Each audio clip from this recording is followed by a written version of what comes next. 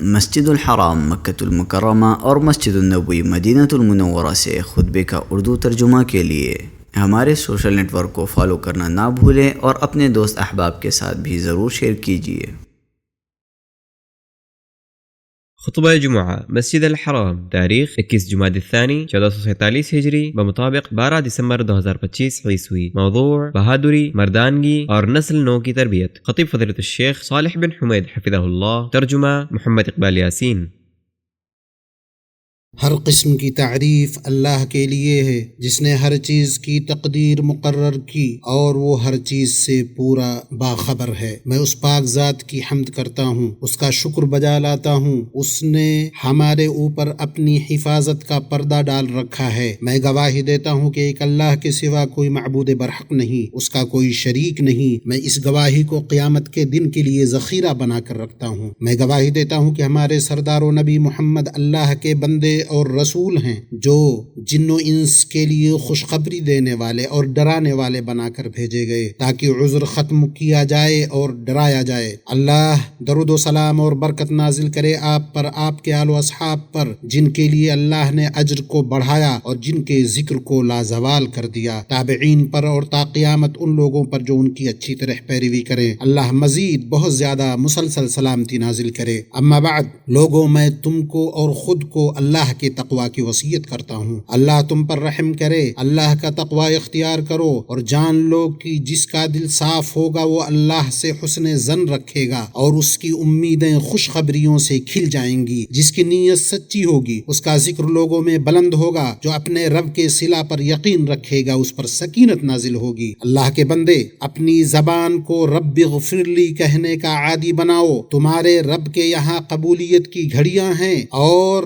دیکھنے کی بنیاد پر لوگوں سے معاملہ کرو، سننے کی بنیاد پر نہیں۔ اور دو چیزوں کو بھول جاؤ، لوگوں کے ساتھ تمہارا احسان، دوسرا تمہارے ساتھ لوگوں کا برا سلوک۔ نرمی حکمت کی بنیاد ہے، عافیت کے برابر کوئی چیز نہیں۔ نیکی اور بدی برابر نہیں ہوتی، برائی کو بھلائی سے دفع کرو، پھر وہی جس کے اور تمہارے درمیان دشمنی ہے ایسا ہو جائے گا جیسے دلی دوست۔ یہ بات انہی کو نصیب ہوتی ہے جو صبر کریں، اور اسے سوائے بڑے نصیبے والوں کے کوئی نہیں پا سکتا۔ مسلمانوں، ہر معاشرے کی اپنی بنیاد، خاندانی شرافت اس کے اپنے اصول ہیں، یہی اس کی مضبوطی اور استحکام کا عنوان ہے۔ اس استحکام اور مضبوطی کا حصول تبھی ہوگا جب خاندان باہم جڑے ہوں گے، اپنی خاندانی شرافت اور بنیاد پر کاربند ہوں گے، اپنے فرزندوں کو فضیلتوں، مردانگی اور اقدار پر پروان چڑھائیں گے۔ یہیں سے نسلیں ان اخلاق، شرافتوں، عادتوں، رسموں اور اچھی روایتوں کو ایک دوسرے سے لیتی ہیں۔ قرآن عزیز میں ہے، اسی کی وصیت ابراہیم اور یعقوب نے اپنی اولاد کو کی کہ ہمارے بچوں، اللہ تعالی نے تمہارے لیے اس دین کو پسند فرما لیا ہے، خبردار تم مسلمان ہی رہنا۔ مسلمانوں، خاندانی شرافت، مردانگی اور عزت سے معاشرہ طاقتور ہوتا ہے۔ خاندان اپنے بندن کی حفاظت کرتے ہیں، اپنی نسلوں کو تحفظ فراہم کرتے ہیں۔ اس کی بدولت ممالک در اندازی اور داخلی کمزوری سے محفوظ رہتے ہیں۔ اللہ کے حکم سے فوائد اور حصولیابیاں برقرار رہتی ہیں۔ مسلمانوں، حکمت کے اعمال اور تجربے کے راہوں میں سے یہ ہے کہ مردانگی کو اور قابل تعریف خصلتوں اور اچھے اخلاق کو مضبوطی سے تھاما جائے، قابل تعریف خوبیوں کو راسخ کیا جائے جن میں شرفا مقابلہ آرائی کرتے ہیں اور جن سے وابستہ ہونے میں با کمال لوگ مشہور ہیں۔ بھائیو، مردانگی ایک شریفانہ موروثی صفت اور قابل تعریف ورثہ ہے۔ اس کی وجہ سے معاشرہ رفعت و بلندی، احترام اور بلند ادب پر قائم ہو کر دین، وطن اور امت کی تاریخ، زبان اور میراث پر فخر محسوس کرنے کے باوقار مقام پر فائز ہوتا ہے۔ مردانگی اپنے اندر طاقت و مہربانی، سختی و نرمی، بہادری، اپنی ذات اور دوسروں کے معاملے میں حق کی پابندی، دل کی مضبوطی، فکر کی سلامتی اور عقل کی شفافیت سمیٹے ہوئی ہے۔ جب مردانگی مستحکم ہوتی ہے تو اللہ کے حکم سے ناگہانی حادثات میں مدد اور مصائب کے وقت رسد ملتی ہے۔ مردانگی مردانگی لمبے راستے والی سیدھی لکیر ہے جو علم و عمل، بھلائی، احسان اور ہر خوبصورت چیزوں کو سموئے ہوئی ہے۔ مردانگی عیبوں کو نکارتی ہے، مذموم کاموں سے نفرت کرتی ہے۔ مردانگی ذمہ داری ہے اور اس ذمہ داری کو اس کے تمام مادی اور اخلاقی تقاضوں کے ساتھ نبھانا ہے۔ مردانگی انسان کو بلند امور پر ابھارتی ہے، اسے گھٹیا چیزوں سے بالا تر رکھتی ہے۔ تربیت جو سب سے بہتر کام انجام دیتی ہے وہ ہے مردم سازی، مردوں کی تربیت اور مردانگی کی تعمیر، اور مردوں کی تربیت صرف صحیح عقیدے اور بلند خصلتوں کے سائے میں ہوتی ہے۔ مسلمانوں، مردانگی کی اپنی مضبوط بنیادیں اور اس کے مظاہر ہیں۔ وہ عظیم ترین چیزیں جو شرافت مردانگی کو قائم رکھتی ہیں، ان میں سے دین اور اپنی شناخت کو مضبوطی سے تھامنا، اپنے لوگوں اور اچھی روایات سے وابستگی پر فخر محسوس کرنا ہے۔ یہ ایسا ٹھوس راستہ ہے کہ اگر معاشرے نے اور تربیت کے مناہج نے اس کا خیال رکھا تو یہ اللہ کے حکم سے نسلوں کو ضائع ہونے، کمزور پڑنے اور منحرف ہونے سے بچائے گا۔ اللہ کے بندو، جو چیزیں مردانگی کی تعمیر کرتی ہیں ان میں سے احساس ذمہ داری، دینداری پر مضبوط پکڑ، حصول یابیوں کی حفاظت اور تاریخ اور میراث کی تعظیم پر بے لچک تربیت ہے، تاکہ غلبہ و بلندی والے مستقبل کی طرف دانشمندانہ اقدام ہو سکے۔ احساس ذمہ داری کو راسخ کرنے سے اللہ کے حکم سے طاقتور نسلیں بنتی ہیں جو مقاصد کے حصول پر ڈٹ جاتی ہیں۔ پھر بلند چیزوں پر توجہ دینے اور بلند ہمتی کو کمزور کرنے میں اس وقت عیش پرستی اور کمالیات میں مصروفیت کا کوئی بڑا کردار نہیں رہ جاتا۔ بھائیو، مردانگی کی بنیادوں میں سے علماء، سرکردہ شخصیات، تاجروں اور تجربہ کاروں کی ہم نشینی اختیار کرنا ہے۔ یہ نسلوں کے لیے ان کی شرافت کو، اپنے وطن اور اپنے لوگوں سے ان کی وابستگی کو اور اس وابستگی پر ان کے فخر و ناز کو محفوظ کرتا ہے۔ خوبصورت باتوں میں سے بعض خاندان کی عادات ہیں، جیسے بیٹھک، مجلسیں، دیوان خانے کھولنا، زائرین کی موجودگی سے جو ہمیشہ معمور رہتے ہیں۔ ایسی مجلسیں جہاں معاشرے کے سرکردہ اور بزرگ لوگوں کی ضیافت کی جاتی ہے تاکہ وہ اپنی آراء، تجربات اور تعلیمات پیش کریں، جہاں تکریم و عزت افزائی کے مستحق اہل کمال اور کامیاب لوگوں کی عزت افزائی کی جائے۔ ان سب باتوں سے حقیقی مردانگی اپنے اصول اور اپنے علمی، عملی، تربیتی اور نفسیاتی آثار کے ساتھ راسخ ہوگی، بلکہ ان مجلسوں اور دیوان خانوں سے خاندانوں کے بچوں اور بچیوں کے ہنر پروان چڑھتے ہیں، ان کی صلاحیتیں بڑھتی ہیں، ان کی سوچ اور افق میں توسع پیدا ہوتا ہے۔ اسی طرح وہ ادب و اخلاق اور حسن معاملہ سیکھتے ہیں، بڑوں کی تعظیم کرنا، اعلیٰ مرتبہ والوں کی عزت کرنا اور لوگوں کا احترام کرنا سیکھتے ہیں۔ ان مجلسوں میں ہونے والے بحث و مباحثے، آراء اور فوائد کی بات ہی کچھ اور ہے، جن کی بالواسطہ اور بلا واسطہ بڑی تاثیر ہوتی ہے۔ دینی بھائیوں، مردانگی کی اہم ترین مضبوط بنیادوں میں سے بولنے، سیکھنے اور سکھانے میں مادری زبان کی پاسداری ہے۔ جب بات یہ ہے تو اس زبان کا معاملہ کیا ہو جو قرآن کریم کی زبان ہے، جو وحی عظیم اور سنت مطہرہ کی حامل ہے۔ انسان میں تعمیر کی کمزوری نقص و عیب ہے، اور نقص، کمزوری اور کمزور گویائی اس وقت مزید بڑھ جاتی ہے جب یہ ان لوگوں میں ہو جو رہنمائی، ہدایت اور قدوہ کے مقام پر قائم ہوں۔ سرداران قریش اپنے شیرخوار بچوں کو دیہات بھیجا کرتے تھے تاکہ وہ فصیح اور عمدہ زبانیں سیکھیں، اور قوموں کو تب غلبہ حاصل ہوتا ہے جب ان کی زبانیں غالب ہوتی ہیں۔ شرافت اور مردانگی زبان کی سلامتی لسانی مہارت کی ایک حد کا تقاضا کرتی ہے جہاں سے ہم نیچے نہ اتریں۔ ضیاع، فکری سطحیت، لچر تحریر و تعبیر سے بچاتی ہے۔ نوجوانوں، مردانگی کے ظہور کے بہت سے مقامات ہیں، جیسے علم، اقتصاد، تجارت، ٹیکنالوجی۔ چنانچہ جو اسلام کی مدد کرنے، وطن کو بلند کرنے، امت کی شان بڑھانے، محمد صلی اللہ علیہ وسلم کے رب و دین سے وابستہ ہونا چاہے تو مردان کی راہ کھلی ہوئی ہے، اور جس کے لیے میسر نہ ہو تو میسر ہونے پر اس کے کرنے کا عزم کرے۔ مجلسوں اور تربیت کے نمونوں میں سے ایک نمونہ ہے۔ جہاں تک چھوٹے بچوں کے معاملے کی بات ہے تو اللہ کے بندو، چھوٹے بچوں کی اچھی پرورش کرنے، ان کے حقوق کی حفاظت کرنے، ان کے اندر ادب کے بیج بونے کی اس تربیتی اثر کے تسلسل پر غور کرے۔ امام ترمذی نے صحیح سند کے ساتھ سیار سے روایت کیا ہے، وہ کہتے ہیں کہ میں ثابت بنانی کے ساتھ چل رہا تھا کہ ان کا گزر چھوٹے بچوں کے پاس سے ہوا تو انہوں نے انہیں سلام کیا۔ پھر ثابت کہتے ہیں میں انس کے ساتھ چل رہا تھا کہ ان کا گزر چھوٹے بچوں کے پاس سے ہوا تو انہوں نے ان کو سلام کیا، اور انس نے کہا میں نبی صلی اللہ علیہ وسلم کے ساتھ چل رہا تھا کہ ان کا گزر چھوٹے بچوں کے پاس سے ہوا تو انہوں نے ان کو سلام کیا۔ اس کے بعد اللہ آپ کی حفاظت کرے، جب مردانگی کو اس کے نہج پر استوار کیا جائے تو اللہ کے حکم سے معاشرے، خاندانوں اور وطنوں کے امن و امان کا ضامن ہے، جو قابل تعریف کاموں کی طرف سبقت لے جانے کا باعث ہے، اور جو منفیت، بے وقعتی، کمزوری اور بربادی کا صفایا کرتی ہیں، خصوصاً ان مشکوک نعروں کے مقابلے میں جو معاشروں کو تباہ کرنے، وابستگی کو کمزور کرنے، امت کی سرکردہ شخصیات سے اعتماد کو چھیننے، اس کی جڑوں پر مضبوط پکڑ اور ان پر فخر کے احساس کو ختم کرنے کے لیے وہ نعرے بلند کیے جاتے ہیں۔ مردانگی اور شرافت پر کاربند رہنا ہی راہ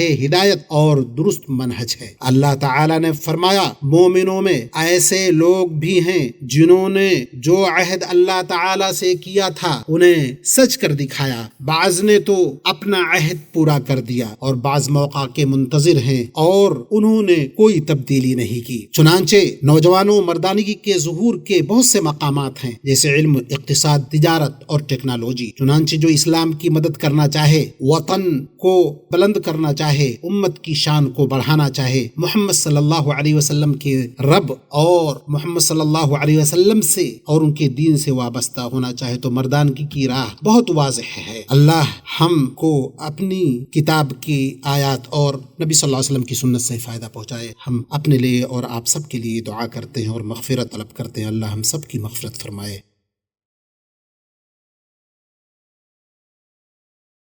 ہر طرح کی تعریف اللہ کے لیے ہے جس نے اپنی رحمت میں تمام بندوں کو شامل کیا، خاص طور پر اپنے فرما بردار بندوں کو رشد و ہدایت سے سرفراز کیا۔ میں اس پاک ذات کی حمد بیان کرتا ہوں، اس کے نعمتوں اور نوازشوں پر اس کا شکر بجا لاتا ہوں۔ یہ نعمتیں شکر گزاری کے ساتھ فزوں تر ہوتی ہیں۔ میں گواہی دیتا ہوں کہ ایک اللہ کے سوا کوئی معبود برحق نہیں، اس کا کوئی شریک نہیں، وہ ہم مثل اور نظیر سے پاک ہے۔ اور میں گواہی دیتا ہوں کہ ہمارے سردار اور نبی محمد اللہ کے بندے اور رسول ہیں۔ اللہ نے ان کے ذریعے دین کو مکمل کیا اور توحید کے نشانات قائم اور بلند کیے۔ اللہ درود و سلام اور برکت نازل فرمائے آپ پر، آپ کے آل و اصحاب پر جو اصحاب خیر و فضل اور اہل سعادت ہیں، تابعین پر، ان لوگوں پر جو تا قیامت ان کی اچھی طرح پیروی کرے۔ اما بعد، مسلمانوں، مردانگی پر جو چیزیں اثر انداز ہوتی ہیں، اسے کمزور کرتی ہیں، ان میں سے وہ مظاہر ہیں جو سوشل میڈیا پر ظاہر ہوتے ہیں، جیسے سطحی چیزوں میں مگن ہونا، زیبائش و آرائش، چھوٹی چھوٹی چیزوں میں مبالغہ کرنا، خود کو بڑا سمجھنا، ذوق کو بگاڑنا، عبوری لمحے کو زیادہ اہمیت دینا، حقیر اور معمولی چیزوں پر تربیت کرنا، یہاں تک کہ لوگوں کے یہاں لائک کرنے اور شیئر کرنے والوں کی تعداد اور نمبروں کی نمائش ہی معیار بن گئی ہے، نہ کہ شرافت، مردانگی اور انسان کی حقیقی تعمیر۔ جب حقیر و معمولی اور سطحی چیزیں زیادہ رائج ہوں گی تو انہی چھوٹی، کمزور اور بے وقعت رجحانات پر رائے عامہ کی تشکیل ہوگی اور انسان استعمال کرنے والا بنے گا، ایجاد کرنے والا نہیں، مغلوب ہوگا، غالب نہیں، کسی کے پیچھے چلنے والا ہوگا، خود اعتماد نہیں ہوگا۔ ان وسائل کے استعمال کرنے والے کو یہ خیال ہے کہ وہ آزاد ہے، جو چاہے اختیار کر سکتا ہے، جبکہ حقیقت حال یہ ہے کہ وہ ان چیزوں کا اسیر ہے جو اس کے لیے پہلے ہی تیار کی گئی ہے اور ان تک اسے دھکیلا جا رہا ہے، خواہ اسے اس کا پتہ ہو یا نہ ہو۔ یہ طرز عمل گہری سوچ سے روکتا ہے، فوری رد عمل کی طرف لے جاتا ہے۔ اس میں انسان اپنی ذات کا اظہار نہیں کر پاتا بلکہ وہ خود کو پیش کرتا ہے، وہ شرافت اور سنجیدہ زندگی کی تلاش نہیں کرتا بلکہ وہ نمائش، شہرت اور مقبولیت کی تلاش کرتا ہے، زیادہ سے زیادہ فالوورز اور ویورز کے حصول کی جستجو کرتا ہے۔ وہ بجائے اس کے کہ صاحب فکر انسان بنے،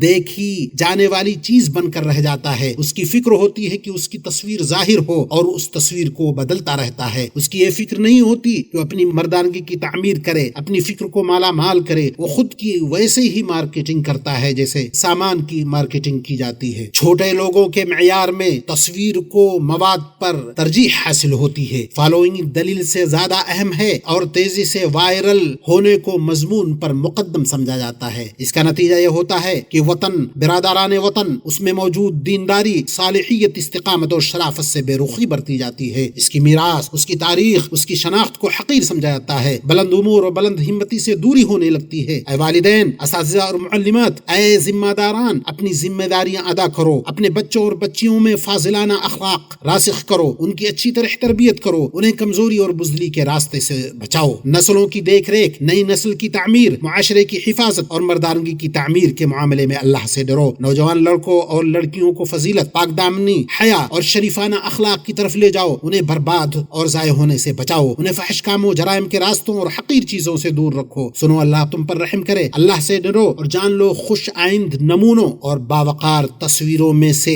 فلسطین عزیز کے چھوٹے بچے وہ ہمارے فرزند ہیں جو اپنی عمر کے لحاظ سے بچے ہیں مگر اپنے کارناموں کے لحاظ سے مرد، اپنے موقف کے لحاظ سے بہادر ہیں. وہ بہادر بچے ہیں. ان کی نظروں کے سامنے ان کے باپ قتل کیے گئے، ان کے گھر ڈھا دیے گئے. اس کے باوجود صہیونی ظالم و جارح دشمن کے خلاف اپنے پتھروں، لاٹھیوں، جسموں کے ساتھ ڈٹے رہے جو متنوع، برتر اور تباہ کن ہتھیاروں کے ساتھ ہیں. اور وہ اس مردانگی کے ساتھ ڈٹے رہے جو ہتھیار ڈالنے سے انکار کرتی ہے اور ذلت و رسوائی کو نکارتی ہے. بے شک شہیدوں کے خون اور بہادروں کے کارنامے اللہ کے حکم سے خوددار نفس اور پستی قبول نہ کرنے والے دل پیدا کریں گے. فلسطین اور بیت المقدس عرب اور مسلمانوں کے دلوں میں بلند و بالا رہیں گے. یہ باتیں ہوئیں اور درود و سلام بھیجو. ہدیہ میں ملی ہوئی رحمت اور عطا کی گئی نعمت اپنے نبی اور اللہ کے رسول محمد پر. تمہارے رب نے اپنے محکم کتاب میں تم کو یہی حکم دیا ہے اور اپنے قول میں وہ سچا ہے. اس نے فرمایا بے شک اللہ اس کے فرشتے نبی پر درود بھیجتے ہیں. اے ایمان والو، تم بھی ان پر درود و سلام بھیجو. اے اللہ اپنے بندے اور رسول ہمارے نبی محمد محبوب مصطفیٰ نبی مجتبی پر درود و سلام اور برکت نازل فرما. ان کے پاکیزہ اور پاک باز اہل بیت پر، ان کی ازواج مطہرات مومنوں کی ماؤں پر. اے اللہ خلفائے راشدین ابو بکر، عمر، عثمان و علی سے راضی ہو جا. تمام صحابہ سے، ان کے بعد آنے والے تابعین سے اور ان سے بھی جو قیامت تک احسان کے ساتھ ان کے نقش قدم پر چلے، اور ہمیں بھی اپنی معافی، کرم، احسان سے ان کے ساتھ شامل فرما. اے اکرم الاکرمین، اے اللہ اسلام اور مسلمانوں کو غلبہ عطا فرما. شرک اور مشرکوں کو ذلیل کر. ظالموں، ملحدوں اور دین و ملت کے تمام دشمنوں کو